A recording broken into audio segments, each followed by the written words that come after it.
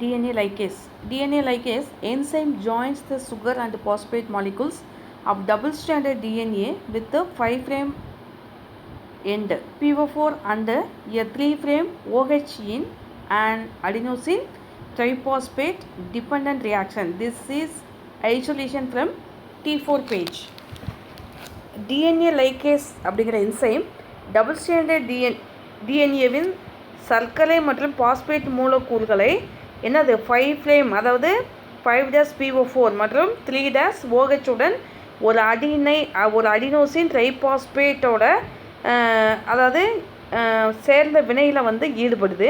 இதில் வந்து T4 bacteria பேஜிலிருந்து பிரித்தெடுக்கப்படுது.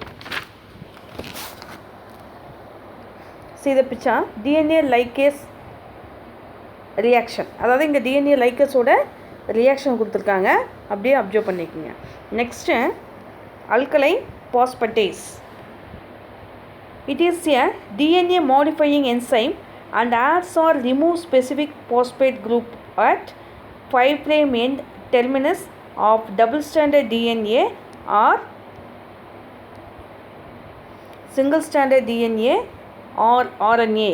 Thus it prevents self ligation. This enzyme is purified from bacteria and half intestine. அதாவது alkaline phosphatase அப்படிங்கிறது டிஎன்ஏவை மாற்றி அமைக்கும் ஒரு என்சைம் அப்படின்னு சொல்லலாம். இது வந்து டபுள் ஸ்டாண்டர்ட் டிஎன்ஏவோட 5' முனைப்பகுதியில் அல்லது சிங்கிள் ஸ்டாண்டர்ட் டிஎன்ஏ அல்லது ஆர்என்ஏவில் குறிப்பிட்ட பாஸ்பேட் தொகுதியை சேர்க்கவோ அல்லது நீக்கவோ பயன்படுது. நெக்ஸ்ட்டு இது என்ன அப்படின்னா இந்த மாதிரி அதாவது செல்ஃப் லிகேஷன், அதாவது என்ன சொல்லலாம், கட்டுளும் பண்பு அப்படின்னு சொல்லலாம். அதாவது சுயமாக என்ன பண்ணுது அப்படின்னா அந்த செல்ஃப் லிகேஷனை தடுக்குது. நெக்ஸ்ட்டு பாக்டீரியாவிலிருந்தோம் கன்றுக்குட்டியோட சிறுகுடல் பகுதியில் இருந்தோம் இந்த பாஸ்பேட்டேஸ் அல்கலைன் பாஸ்பேட்டேஸ் வந்து பிரித்து எடுக்கிறாங்க. ஓகேவா? சரி, நெக்ஸ்ட்டு பாருங்கள். இந்த பாஸ்பேட்டேஸோட ஆக்ஷன் கொடுத்துருக்காங்க இல்லையா? பிளாஸ்மிடு கட் ஓப்பன், என்னது பிளாஸ்மிடை அதாவது பிளாஸ்மிட் வந்து ஃபஸ்ட்டு துண்டிக்கப்படுது. நெக்ஸ்ட் இங்கே பாருங்கள், டிஎன்ஏ லைகேஸோடு என்ன பண்ணுறோம், டிஎன்ஏ லைகேஸ் அப்படிங்கிற என்சைம் எதுக்கு யூஸ் ஆகுது, வெட்டப்பட்ட துண்டுகளை வந்து ஒட்டுறதுக்கு யூஸ் பண்ணுறோம் இல்லையா? அப்போ என்ன ஆகுது, மீண்டும் என்ன ஆகுது அப்படின்னா பிளாஸ்மிட் வந்து அந்த ரவுண்ட் ஷேப் மீண்டும் பழைய நிலைக்கே வரும். இங்கே வந்து அல்கலைன் பாஸ்பேட்டை நம்ம யூஸ் பண்ணும்போது என்ன ஆகுது அப்படின்னா அந்த டிஎன்ஏ லைகேஸோட எந்த ஒரு ரியாக்ஷனுமே நடக்காது. நெக்ஸ்ட்டு என்ன ஆகுது அப்படின்னா அந்த டிஎன்ஏ லைகேஸ் வந்து ஃபாரின் டிஎன்ஏவோட அந்த கட் பண்ண பகுதியில் அந்த ஃபாரின் டிஎன்ஏ வந்து அட்டாச் பண்ணுறதுக்கு டிஎன்ஏ லைகேஸை யூஸ் பண்ணுறோம். சரியா? நெக்ஸ்ட்டு வெக்டார்ஸ் அப்படின்னா கடத்திகள் அப்படின்னு சொல்லலாம். Another major component of gene cloning experiment is a vector such as a plasmid. அதாவது மரபணு நகலாக்க சோதனை அப்படின்னு சொல்லுவோம். அதில் மற்றொரு முக்கியமான பகுதி அப்படிங்கிறது பிளாஸ்மிட். இது வந்து ஒரு தாங்கி கடத்தி அப்படின்னு சொல்லலாம், அதாவது வெக்டார் அப்படின்னு சொல்லலாம். பிளாஸ்மிட் தான் நம்ம வெக்டார் அப்படின்னு சொல்லுவோம். A vector is a small DNA molecule capable of self-replication and is used as a carrier and a transporter of DNA fragment which is inserted into it for cloning experiment. அதாவது என்ன அப்படின்னா இந்த ஒரு vector வந்து சுயமாக இலட்டிப்படையக்கூடிய ஒரு சிறிய DNA மூலக்கூறு அப்படின்னு சொல்லலாம். இது ஒரு வெக்டாராக செயல்படும் போது அதை நெக்ஸ்ட்டு அதனோட நகலாக்கம், அதாவது குளோனிங் பரிசோதனைக்காக அதனோடு நுழைக்கப்பட்ட ஒரு டிஎன்ஏ துண்டோட கடத்தியாக பயன்படுத்தப்படுது. Next vector is also called cloning vehicle or cloning DNA. இந்த மாதிரி இருக்கக்கூடிய வெக்டார்ஸை தான் நம்ம என்ன சொல்கிறோம், குளோனிங் வெஹிக்கிள், நகலாக்க ஊர்தி அப்படின்னு சொல்லுவோம், அல்லது நகலாக்க டிஎன்ஏ, அதை தான் குளோனிங் டிஎன்ஏ அப்படின்னு சொல்லலாம். Next vectors R 2 types. Vectors வந்து 2 typesஸாக இருக்குது. ஃபஸ்ட் ஒன் வந்து குளோனிங் வெக்டார், செகண்ட் ஒன் வந்து எக்ஸ்பிரஷன் வெக்டார். இப்போ குளோனிங் வெக்டார் அப்படின்னா அதாவது நகலாக்க கடத்தின்னு சொல்லுவோம். சரியா? அதாவது குளோனிங். நெக்ஸ்ட்டு எக்ஸ்பிரஷன் அப்படின்னா வெளிப்படுத்தக்கூடியது. சரியா? அதனால் இதை வெளிப்படுத்தக்கூடிய கடத்தி அப்படின்னு சொல்லுவோம். Next cloning vector is used for the cloning of DNA inside the suitable host cell. Expression vector is used to express the DNA inside for producing specific protein inside the host. அதாவது இந்த host செல்லுக்குள்ளே இந்த cloning DNA என்ன ஆகுது அப்படின்னா உள்ளே போகும்போது அங்கே என்ன ஆகும் அப்படின்னா நிறைய க்ளோன் அதாவது நகலாக்கம் செய்ய யூஸ் ஆகுது. நெக்ஸ்ட் இந்த எக்ஸ்பிரஷன் வெக்டார் ஹோஸ்ட்டு ப்ரோட்டீன்குள்ளே உள்ளே போகும்போது அங்கே டிஎன்ஏவை நம்ம உள்ளே செலுத்தி அதை என்ன பண்ணும், அதாவது வெளிப்படுற மாதிரி செய்ய உதவுது. ஓகேவா? நெக்ஸ்ட்டு அதாவது ப்ராப்பர்ட்டிஸ் ஆஃப் வெக்டார்ஸ், கடத்தியோட பண்புகள், கேரக்டர்ஸ் என்ன அப்படின்னு சொல்லிட்டு பார்ப்போம். Vectors are able to replicate autonomously to produce multiple copies of them along with the DNA insert in the host cell. அதாவது இந்த வெக்டார்ஸ் அப்படிங்கிறது ஓம்புயிரி அதாவது ஹோஸ்ட் செல்லுக்குள்ளே அவற்றோட டிஎன்ஏவோட இணையும் போது பல மடங்கு என்னாகுது அப்படின்னா அதனோட குளோனிங் உற்பத்திக்காக தன்னிச்சையாக பெருக்கமடையும் தன்மை உடையது அப்படின்னு சொல்கிறாங்க. ஓகேவா? சரி. It should be small in size and low molecular weight, less than 10 kb in size, so that entry transfer into the host cell easy.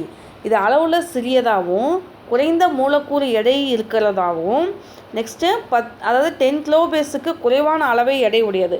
இதன் காரணமாக எப்படி இருக்குது அப்படின்னா ஹோஸ்ட் செல்லுக்குள்ளே ஈஸியாக இது நுழையிறது எளிதாக இருக்குது அப்படின்னு சொல்கிறாங்க.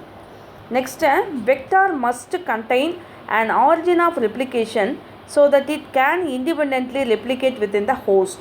அதாவது இந்த வெக்டார்ஸ் மல்டிப்ளை ஆகுதுன்னு சொன்னோம் இல்லையா, பெருக்கமடைதலுக்கு ஒரு ஆரிஜின் ஒரு தோற்றுவியை ஏற்படுத்திக்கும். அதனால் அந்த ஹோஸ்ட் செல்லுக்குள்ளே தன்னிச்சையாக பெருக்கமடையும் திறனை பெற்றிருக்கும். Next it should contain a suitable marker such as antibiotic resistant to permit its detection in transformed host cell. அதாவது உயிரி எதிர்ப்பொருள் ஆன்டிபயோட்டிக்ஸ் தடுப்பு போன்ற பொருத்தமான அடையாளக்குறிய அதுதான் மார்க்கர் அப்படின்னு சொல்லுவோம். சரி, அந்த அடையாளக்குறிய இது கொண்டு இருக்கும். நெக்ஸ்ட் இதனால் மரபணு மாற்றம் அடைந்த ஹோஸ்ட் செல்லுக்குள்ளே அதை அடையாளம் தெரிஞ்சுக்கிறதுக்கு யூஸ் பண்ண முடியும். Next vectors should have unique target sites for integration with the DNA insert and should have the ability to integrate with the DNA insert it carries into the genome of the host cell. Most of the commonly used cloning vectors have more than one restriction site. The multiple cloning site or polylinker presence of multiple cloning site facilitate the use of restriction enzymes of choose. Listen, அதாவது இந்த vector டிஎன்ஏவோட ஒருங்கிணைவதற்கு தனிப்பட்ட ஒரு இடத்தை பெற்றிருக்கணும். இல்லை அப்படிங்கும்போது அந்த வெக்டாரோட டிஎன்ஏவோட சேர்ந்து அதாவது ஹோஸ்ட் செல்லோட மரபணுவோட இணையக்கூடிய திறனை பெற்றிருக்கணும். பெரும்பாலான சாதாரணமாக நம்ம பயன்படுத்தக்கூடிய குளோனிங் வெக்டார்ஸ் ஒன்றுக்கு மேற்பட்ட ரெஸ்ட்ரிக்ஷன் சைட்டை கொண்டிருக்கும். தடைக்கட்டு தளம் அப்படின்னு சொல்லுவாங்க. இது என்ன ஆகுது அப்படின்னா பல நகலாக்க களங்கள் அதுதான் என்ன சொல்கிறோம், மல்டிபிள் குளோனிங் சைட் அப்படின்னு சொல்கிறோம். அல்லது பல இணைப்பான்கள்னால் பாலிலிங்கர் அப்படின்னு சொல்கிறோம்.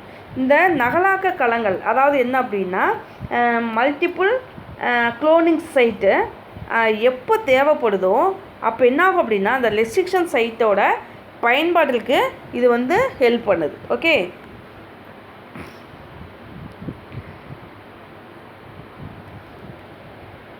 the following are the features that are required to facilitate cloning into a vector. ஒரு வெக்டாரோட குளோனிங்குக்கு எளிமையாக்குவதற்கு பின்வர சில கேரக்டர்ஸ்லாம் கொடுத்துருக்காங்க. சரியா, அது என்னன்ட்டு பார்க்கலாம்.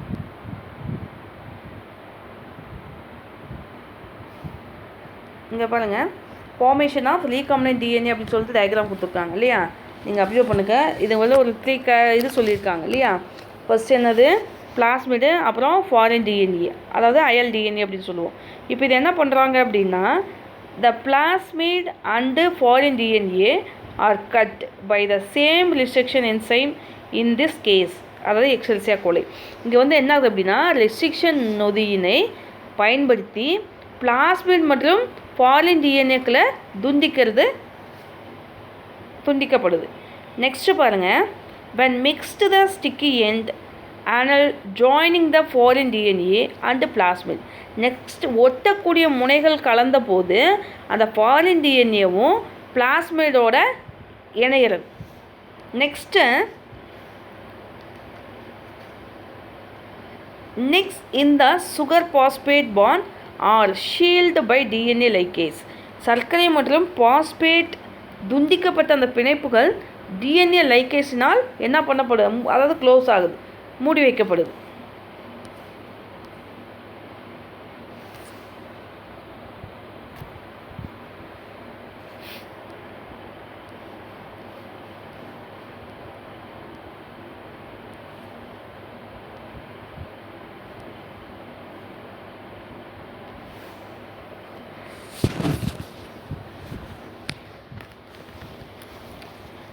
First one origin of replication. அதுதான் என்ன சொல்கிறோம், ஓஆர்ஐ ஜீன் அப்படின்னு சொல்லுவோம் சரியா.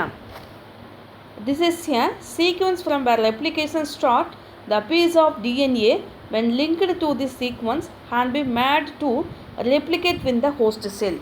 அதாவது இந்த ஓஆர்ஐ ஜீன் அப்படிங்கிறது அந்த டிஎன்ஏ சீக்வன்ஸில் இரட்டிப்பாதல் அதாவது ஸ்டார்ட் ஆகுது, அதாவது டியூப்ளிகேஷன் வந்து ஸ்டார்ட் ஆகுது. இந்த சீக்வன்ஸோட ஒரு துண்டு டிஎன்ஏ இணைக்கப்பட்டால் அந்த அதாவது ஹோஸ்ட் செல்லுக்குள்ளே அதை வந்து என்ன பண்ணோம் அப்படின்னா பெருக்கமடைய செய்ய முடியும் சரியா. ஒரு ஸ்மால் பீஸ் ஆஃப் டிஎன்ஏவை நம்ம ஆட் பண்ணும்போது என்ன ஆகும் அப்படின்னா அங்கே வந்து ரெப்ளிகேஷன் ஆகும் அப்படின்ட்டு. நெக்ஸ்ட்டு பாருங்கள், செலக்டபிள் மார்க்கர், அதாவது தேர்ந்தெடுக்கக்கூடிய அடையாள குறி அப்படின்னு சொல்லுவோம். இல்லை in addition of ORI the vector requires a selectable marker which help in identifying and eliminating non-transformant and selectively formatting the growth of transformant. அதாவது என்ன அப்படின்னா ஓஆர்ஐ அதாவது ஜீனோ அதோடு சேர்ந்த செலக்டபுள், அதுதான் செலக்டபுள் மார்க்கர் தான் நம்ம அடையாள குறி அப்படின்னு சொல்லுவோம் இல்லையா. அப்போ ஓஆர்ஐ ஜீனும் அந்த குளோனிங் வெக்டாரும் தேர்ந்தெடுக்கக்கூடிய அடையாள குறி வந்து ரொம்ப இம்பார்ட்டண்ட் இல்லையா. அப்போ ஒரு மரபணு மாற்றம் அடையாத செல்களை வந்து அடையாளம் கண்டுபிடிச்சி அவற்றை நீக்கிறதுக்கு இந்த மரபணு மாற்றமடைந்த செல்களோட வளர்ச்சி வந்து அதை தேர்ந்தெடுத்து என்ன பண்ணுது, அனுமதிக்குது. நெக்ஸ்ட்டு குளோனிங் சைட், அதாவது நகலாக்க களம். In order to link the alien DNA the vector needs to have very few probably single recognition sites for the commonly used restriction enzymes. அதாவது அயல் டிஎன்ஏ, அதாவது அந்நிய டிஎன்ஏ அப்படின்னு சொல்லலாம் இல்லையா, ஃபாரின் டிஎன்ஏ அப்படிங்கிற மாதிரி. அதை இணைக்கக்கூடிய பொருட்டு அந்த வெக்டாரோட அந்த வெக்டாரோட இடம், அதாவது அந்த வெக்டார் வந்து செயல்படுது அப்படின்னா அது ஒரு என்ன பண்ணும், ஒரு அடையாள களமாக, அதாவது விரும்பத்தக்கதாக இருக்குது அப்படின்னு சொல்கிறாங்க. அதாவது குளோனிங் சைட்டாக இருக்குது. Next types of vector. அதுக்கு முன்னாடி பாருங்கள், இங்கே ஒரு ப்ராப்பர்ட்டிஸ் ஆஃப் வெக்டார் அப்படின்னு சொல்லிட்டு 3 பாயிண்ட்ஸ் கொடுத்துருக்காங்க இல்லையா. இதில் பாருங்கள், first unique restriction enzyme cleavage site, அதாவது ரெஸ்ட்ரிக்ஷன் நொதியினால் துண்டிக்கப்படக்கூடிய பகுதி, அதுதான் இடம் அல்லது களம் அப்படின்னு சொல்லுவாங்க. இல்லை ஃபஸ்ட் ஒன் பாருங்கள், எ cloning vector must contain an origin of replication recognized in the host cell so that it is replicated along with the DNA that it carries. அதாவது குளோனிங் வெக்டார் வந்து ஹோஸ்ட் செல்லுக்குள்ளே பெருக்கம் அடைவதற்காக அந்த மரபணு இருக்குது. அப்போது அந்த மரபணுவை கொண்டுள்ள அந்த வெக்டார் டிஎன்ஏவுடன் என்ன ஆகுது, அந்த வெக்டார் தான் டிஎன்ஏவோட பெருக்கம் அடையும் அப்படின்னு சொல்கிறாங்க. Second one பாரு, it should have a selectable marker trait that enables cells containing the vector to be selected or identified. அப்போது தேர்ந்தெடுக்கக்கூடிய அந்த அடையாள குறியினை என்ன பண்ணும், அதாவது ட்ரான்ஸ்ஃபர் பண்ணணும், கடத்தணும். அப்போ செல்கள் வந்து அந்த வெக்டார்ஸ் வழியாக அதை செலக்ட் பண்ணி அல்லது என்ன பண்ணும், ஐடென்டிஃபை பண்ணுறதுக்கு யூஸ் ஆகுது. தேர்ட் பாருங்கள், a cloning vector needs a single cleavage site for each of one or more restriction enzyme used. அதாவது அந்த குளோனிங் வெக்டாரை ஒன்று அல்லது பல ரெஸ்ட்ரிக்ஷன் சைட் வந்து பயன்படுவதற்காக துண்டிக்கப்படணும், அந்த பிளேஸ் வந்து கட் பண்ணணும் அப்படின்னு சொல்லியிருக்காங்க. நெக்ஸ்ட்டு பாருங்கள், types of vector. Few types of vectors are discussed in detail below. அதாவது சில வெக்டார்ஸ் வந்து இருக்குது, அதை நம்ம டீட்டெயிலாக பார்ப்போம். First plasmid. Plasmids are extra chromosomal, self-replicating, double-stranded circular DNA molecules found in the bacterial cells in addition to the bacterial chromosome. Plasmids contain genetic information for their own replication. Listen, இப்போது plasmid அப்படிங்கிறது bacteria குரோமோசோமை தவிர bacteria செல்களில் குரோமோசோமிற்கு வெளியே காணப்படும் தன்னிச்சையாக பெருக்கமடையக்கூடிய double standard, அதாவது DNA மூலக்கூறு அப்படின்னு சொல்லலாம். பிளாஸ்மிட் அப்படிங்கிறது அவற்றோட சொந்த பெருக்கம், அதாவது சுயமாக பெருக்கமடைவதற்கான மரபணுசார் தகவல்களை பெற்றிருக்கு. Next PPR 322 plasmid.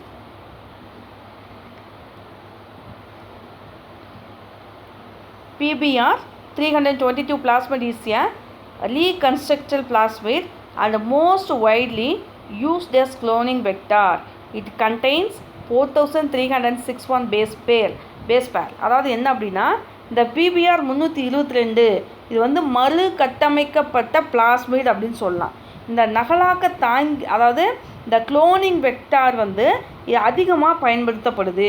இதில் வந்து 4361 பேஸ் பேரை பெற்றிருக்கு அப்படின்னு சொல்கிறாங்க.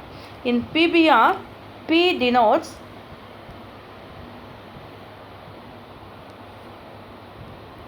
பி அப்படிங்கிறது பிளாஸ்மிட், பி அண்ட் ஆர் அப்படிங்கிறது respectively the names of scientist Bolivar and Rodriguez who developed this plasmid. அதாவது இந்த பி அப்படிங்கிறது பிபிஆரில் பி அப்படிங்கிறது பிளாஸ்மிடு, பிஆர் அப்படிங்கிறது பிளாஸ்மிடை உருவாக்கிய அறிவியல் அறிஞர்களோட பெயர்களோட முதல் லெட்டர்ஸ், அதாவது முதல் எழுத்து. பொலிவர் மற்றும் ரோட்ரிகஸ் ஆகிய இருவரையும் குறிக்கும் அந்த letters. Next the number of 322 is the number of plasmid developed from their laboratory.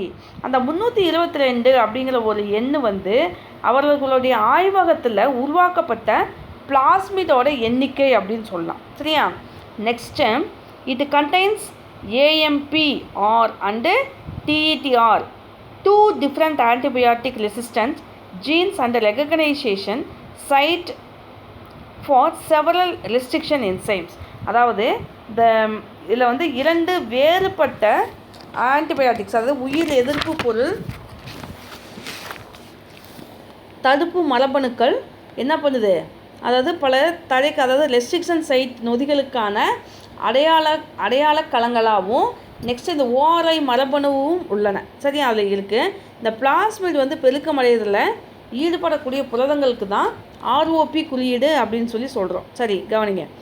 இப்போது இந்த ORI and antibiotic resistant gene, அந்த ROP rop codes for the protein involve in the replication of plasmid. அங்கே என்ன ஆகுது, plasmid வந்து replication ஆகிறதுக்கு அந்த protein, அந்த ஈடுபடக்கூடிய ப்ரோட்டீன் வந்து ROP குறியீடு இருக்குது அப்படின்னு சொல்கிறாங்க. Next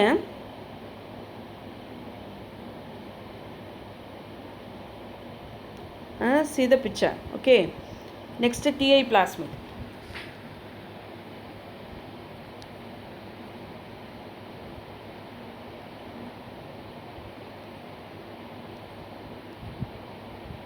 TI plasmid is found in Acrobacterium tumefaciens, a bacteria responsible for inducing tumor in several dicot plants. அதாவது TI plasmid அப்படிங்கிறது இருகத்திலை தாவரங்களில் கலலைகளை தூண்டுவதற்கு காரணமாக அக்ரோபாக்டீரியம் டூமிபேசியன்ஸ் அப்படிங்கிற பாக்டீரியத்தில் காணப்படுது. The plasmid carries transfer gene which help to transfer tDNA from one bacterium to other bacterial or plant cell. அதாவது இது மாற்றும், அதாவது என்னது மாற்றம் அப்படிங்கிறது டிஆர்ஏ டிரான்ஸ் அப்படின்னு சொல்லுவோம் இல்லையா. அப்போது மரபணுவை இது மாற்றக்கூடிய மரபணுவை பெற்றிருக்கு. அது மட்டும் இல்லாமல் tDNAவை ஒரு பாக்டீரியாவிலிருந்து மற்றொரு பாக்டீரியம் அல்லது தாவர செல்லிற்கு மாற்றுவதற்கு உதவுது. அப்போ tDNA அப்படிங்கிறது transfer DNA. Okay, next it has one gene for oncogenicity, ORI gene for origin for replication and INC gene for incapability. இப்போது இந்த பிளாஸ்மிட் மாற்றக்கூடிய மரபணுவை எடுத்து செல்லக்கூடியதாக இருக்குது. இது புற்றுநோய்க்கான, அதாவது ஆன்க் அப்படிங்கிற மரபணு பெருக்கமடைதலுக்கு தேவையான ஓரை மரபணு மற்றும் ஒவ்வாத்தன்மைக்கான இங்க், அதாவது என்ன சொல்லலாம், இன்கேப்பபிலிட்டி ஒவ்வாத்தன்மை, அதை ஏற்படுத்தக்கூடிய இன்க் மரபணுவையும் இந்த பிளாஸ்மிட் பெற்றிருக்கு அப்படின்னு சொல்கிறாங்க. TI plasmid is tDNA of TI plasmid is stably integrated with the plant DNA. அப்போது இந்த TI பிளாஸ்மிட்டோட tDNA வந்து தாவர டிஎன்ஏவோட நிலையாக ஒருங்கிணைக்கப்படுது. Next agrobacterium plasmids have been used for introduction of genes of desirable traits into plants. அப்போது இந்த Agrobacterium plasmid அப்படிங்கிறது தாவரங்களில் விரும்பத்தக்க பண்புகளுக்கான மரபணுக்களை நுழைப்பதற்காக பயன்படுது. ஓகே, இங்கே பாருங்கள் TI plasmid டயக்ராம் கொடுத்துருக்காங்க இல்லையா. அப்படியே 1 செகண்ட் லிசன் பண்ணுங்கள்.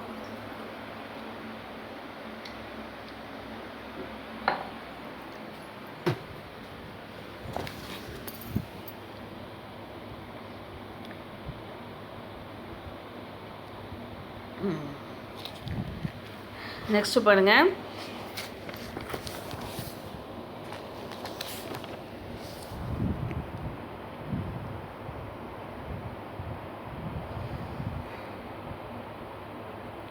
competent host for transformation with the recombinant DNA. அதாவது recombinant DNA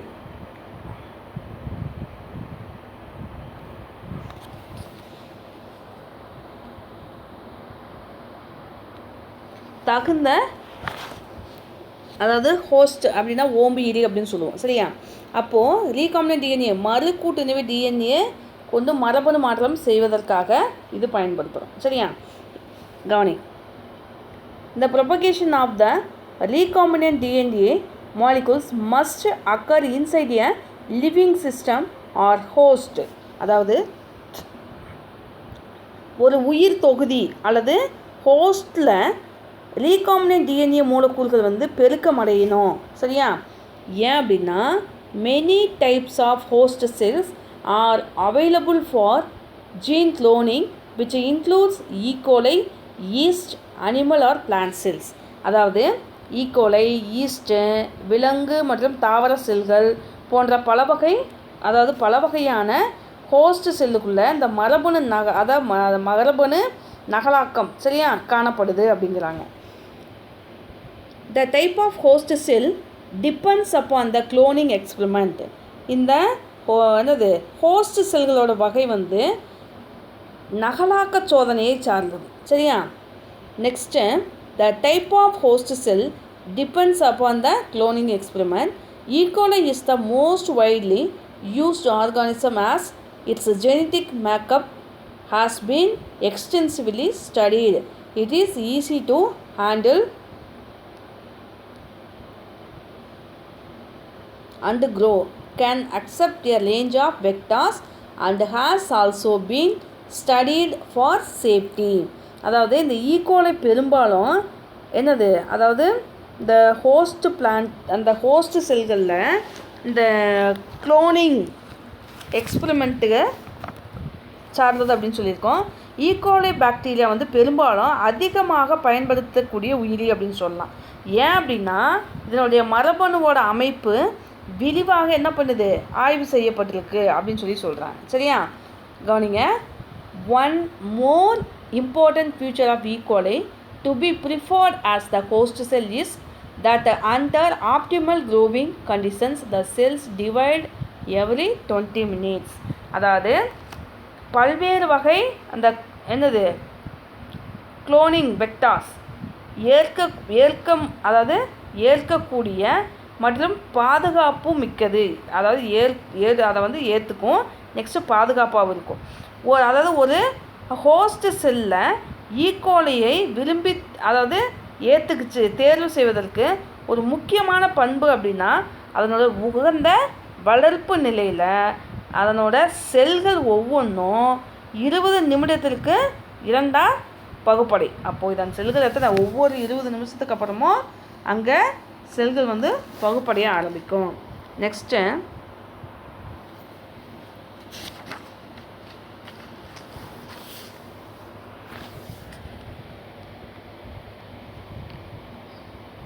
since the DNA is hydrophilic molecule, it cannot pass through the cell membrane in order to force bacteria to take up the plasmid.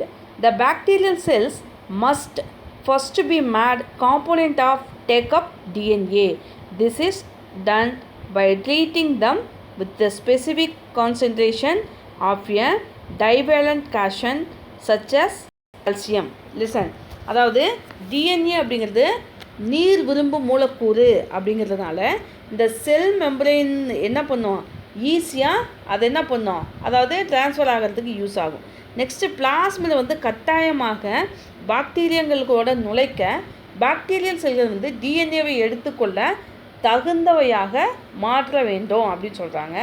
Next இதற்கு calcium போன்ற இரு பிணைப்பு உடைய நேர் அயனி கொண்ட ஒரு குறிப்பிட்ட செல், அதாவது ஒரு குறிப்பிட்ட செறிவில் பாக்டீரியல் செல்கள் வந்து வைக்கணும். நெக்ஸ்ட் என்ன அப்படின்னா